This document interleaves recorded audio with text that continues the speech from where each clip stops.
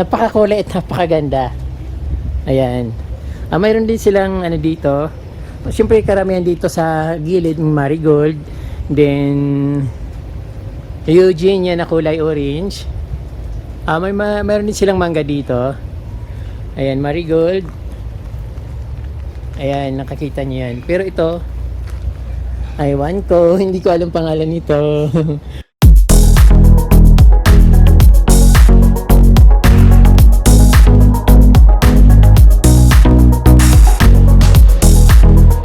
Magandang araw sa inyo mga ka-From D. Nandito po ako sa Baguio at welcome back sa Certified From D channel. Kung bago lang po kayo sa aking channel, huwag niyo pong kalimutan mag-subscribe muna at pinutin po yung notification bell para updated po kayo sa aking mga bagong post na video. So ayun ka-From D, gusto ko po kayong ipasyal dito sa napakalamig at gandang Baguio at punong-puno ng mga halaman. So syempre na ang ano naman dito ka-From D, attractive dito sa Baguio City, simple yung mga gardens, mga plants na nagagandahan, mga bulaklak na makukulay, ayun ka-From D. So ipapakita ko sa inyo ngayon, kaya sana tapusin yung video para makita nyo kung gaano kaganda dito sa Baguio.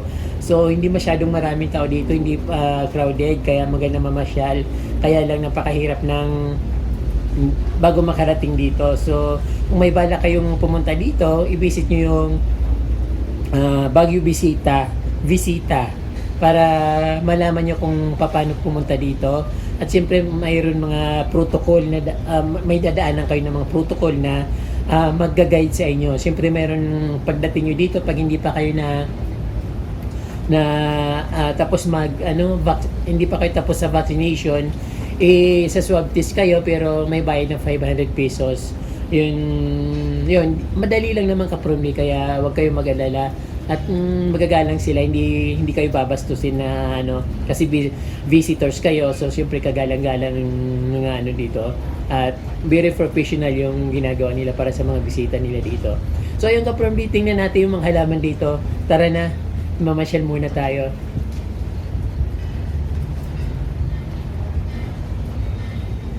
So ito muna ka-From D, papakita ko sa inyo yung tinitirahan namin dito na cottage. Ako, Diyos ko po, andyan yung malakas na ulan. Ayan, so saglit lang tapos papasok na ako. So ito yung bungad ng aming tinutuloyan dito sa Baguio City sa loob ng teachers camp. Ayan, so papasok muna ako kasi sobrang lakas ng ulan. So mamaya ulit.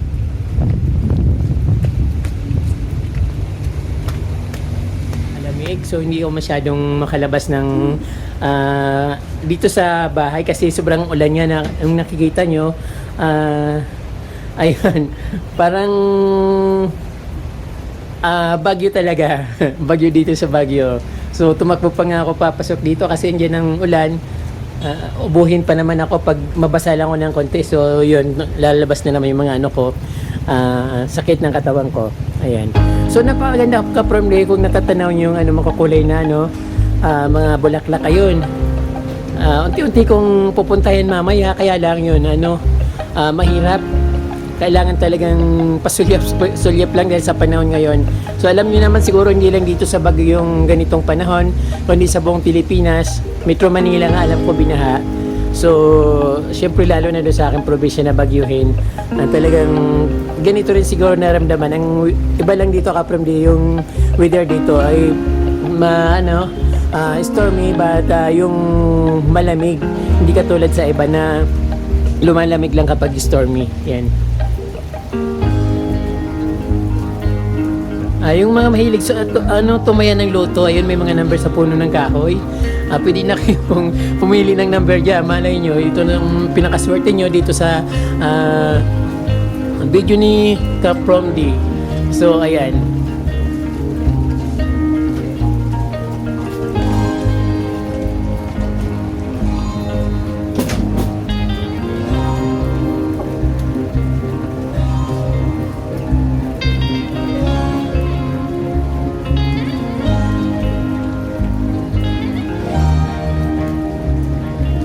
Napakaganda ng dito, scenery, parang American style yung mga bahay. So dati nung pupunta-punta kami dito, ang tinitingnan ko yung mga bahay, hindi halaman kasi nangangarap din ako magkaroon ng medyo maayos na tirahan. Kaya yung palagi kong tinitingnan yung mga cottage dito, hindi naman malalaking cottage, parang may pang family, may pang small family, pero family pa rin yun. Yan ang tinitingnan ko dito kasi yung style ng mga ano nila, simple pero napakaganda. Yung mga cottage ba?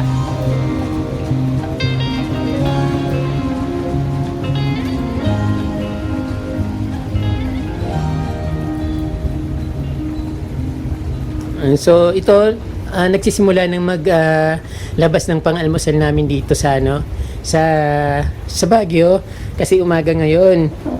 So hindi pa na ilalabas lahat pero ito marami kaming magkakasama. Parang sabit lang naman ako dito. Kasi isang family sila. Ayun, cottage 104. Ang kwarto ng bahay na to, Kaprundi, ay 4. So malaki. 3 CR, tapos 4 na kwarto, din may napakalaking kusina at napakalaki rin ng salas niya.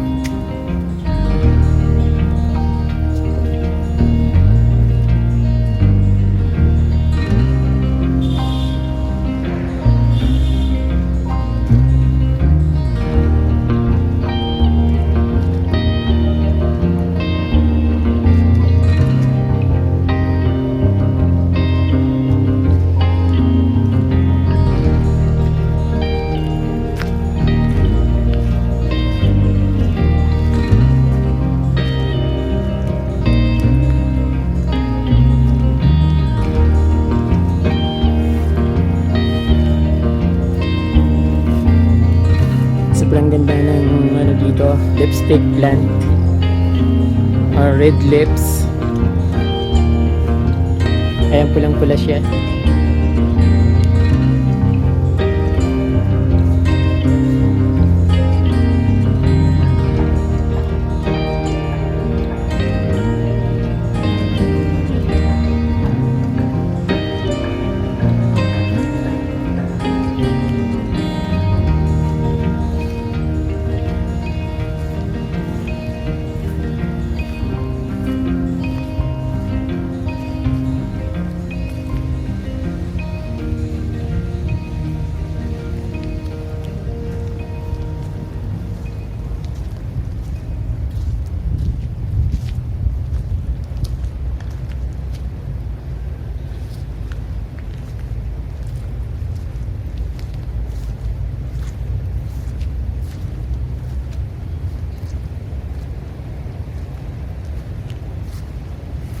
May favorite dahlia, white siya.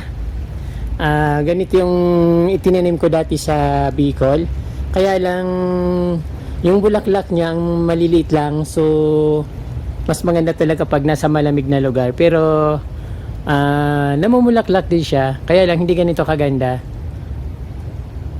Napakaganda.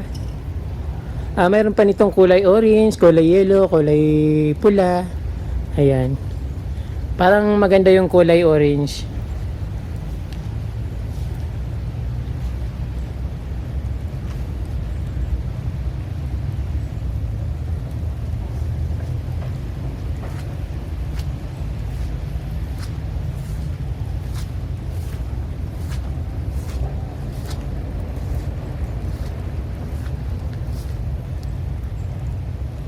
Mga ka-from day, may nakikita kayong mga numbers. Baka baka lucky kayo. Kayo nang bahalang pumili ng lang lucky combination para sa loto. So ayun 88. Ayun, tatlong 8 na siya. 487. So napakaganda niyang ka-from day combination, baka sakali. Dagdagan niyo na lang ito nga pala 488, 487. So bahala na kayo mag-rumble niyan.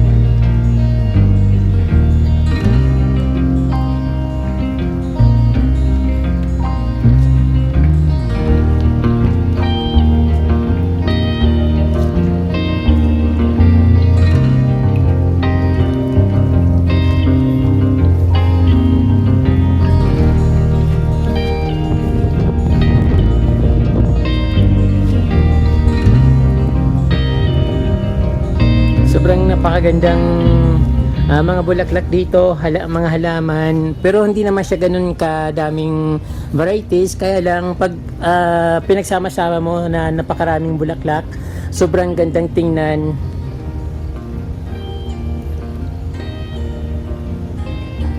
At syempre napakalawak ng lugar na ito ng Teachers Camp. Bali lang ito, parang katiting lang sa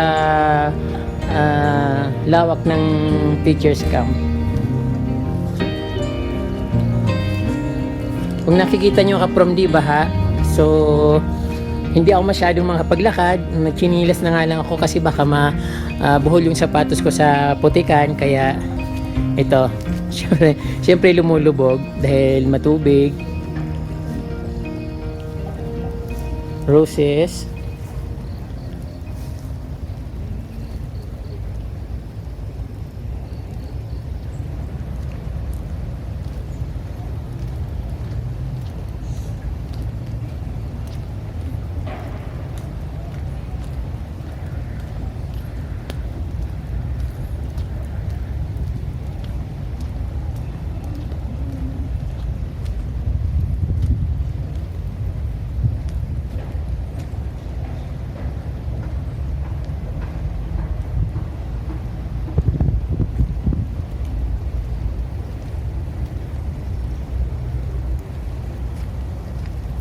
Mga bromeliads na naglalakihan.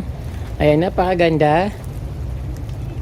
At halos lahat naman ka-from din na halaman ay nandito na sa Baguio City. Kaya napakagandang mamasyal dito, lalo na kung plantita ka, plantito. Kasi yung idea ba sa paghalaman, ma-adapt mo yung garden dito sa Baguio.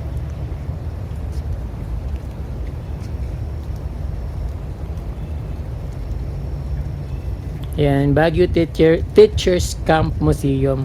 Tapos ito ka-from di, alam naman natin na medyo may amoy itong halaman na ito.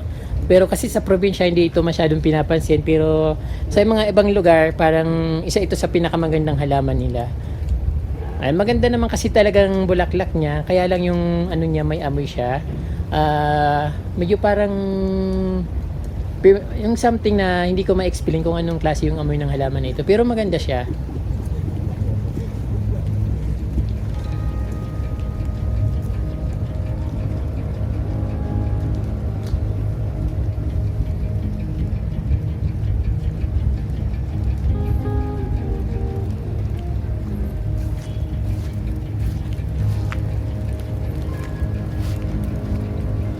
Ay, yung mga pagkasiting ng plants nila, maganda.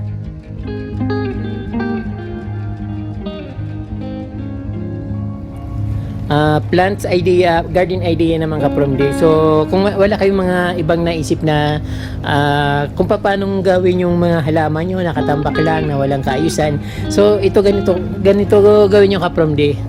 Ayan, napakaraming bromeliad. So mas maganda kung mas makulay yung nasa gitna. Syempre, bahala na kayong mag-design kung anong gusto nyong design sa garden. Kanya-kanya kasing taste eh. Pag malaki yung place nyo, yung bakuran nyo, tapos pwede kayong magtanim ng napakaraming halaman. Pwedeng ganitong style. Ayan, napakalaki.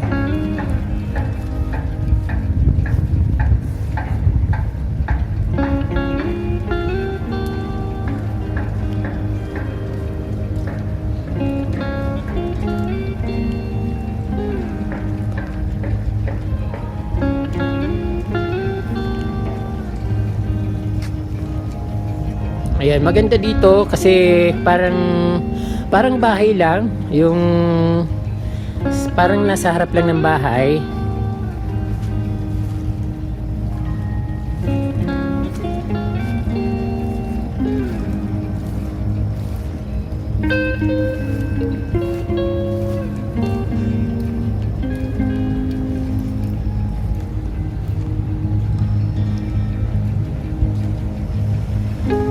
Hindi masyadong pinapaganda yung mga garden dito, pero okay naman siya kasi sa government ito. Pero alam ko may mga nag-aalaga dito ng mga halaman, kaya lang siguro hindi na masyadong napapansin dahil sobrang lawak. So ayan, umuulan na naman ka-from. Ang hirap talaga pag maulan, nag-video, pasilong-silong. Pero okay naman na at least nakakakuha pa rin naman. Ayan.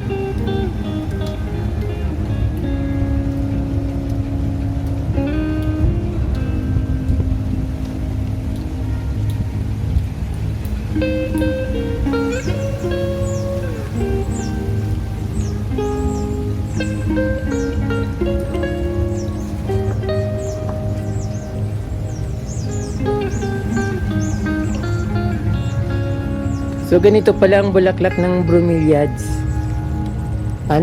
Ibang klase. Ngayon lang ako nakakita ng ganito na bulaklak ng bromeliads na giant, pero matigas siya, parang plastic. Parang nakakahawig sa Bird of Paradise yung kanyang bulaklak. Kaya lang napakarami at maliliit. Ayan. At ito, hindi ko alam ang pangalan nito, pero ang tawag ko dito kasi espada. Meron din akong ganito, pero ibang iba yung kanyang ibang klase, parang puti lang tapos may green. So ito maganda, mas maganda ito.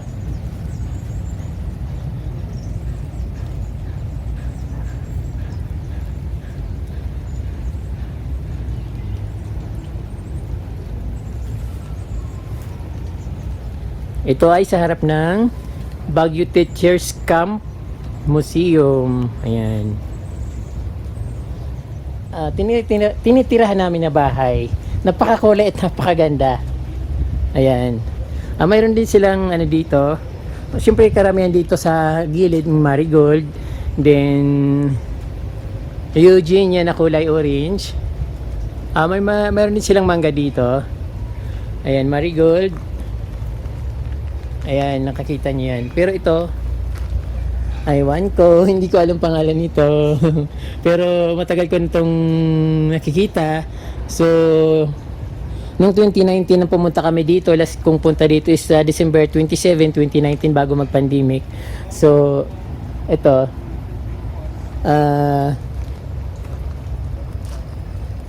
Kumuha ko nitong mga bunga na nito.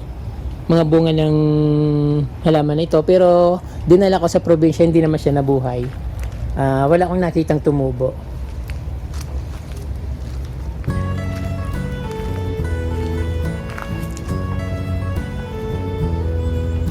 Ay, napakaganda dito.